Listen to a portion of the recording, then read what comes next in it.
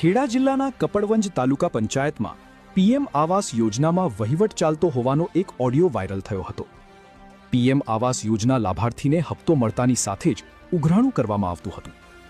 આજથી 2 દિવસ અગાઉ સતવંતસિંહ અને વચેટિયા સાથેનો ઓડિયો વાયરલ થયો હતો। 11 જેટલા લાભાર્થીઓ પાસેથી વિસ્તરણ અધિકારીએ રૂપિયા લેવાની કરી હતી વાત। એક લાભાર્થી પાસેથી 5-5 હજાર રૂપિયાની વાત કર્યાનો ઓડિયો થયો હતો વાયરલ। ઓડિયો વાયરલ થયાને આજે 3જો દિવસ થયો હોવા છતાં તંત્ર દ્વારા હજુ કોઈ પણ પગલાં લેવામાં આવ્યા નથી। ઓડિયો વાયરલ થતાની સાથે જ વિસ્તરણ અધિકારી રજા પર ઉતરી ગયા હતા। વિસ્તરણ અધિકારીની ઓડિયો ક્લિપ વાયરલ થતાં જ માંદગીની રજા પર ઉતરી ગયા। ઓડિયોમાં એવું પણ સાંભળવામાં આવે છે કે 5000 ન આપે તો જે પણ વહીવટ થાય તે લઈ લેવો। Bureau report, Gujarat crime news, Kapadvanj.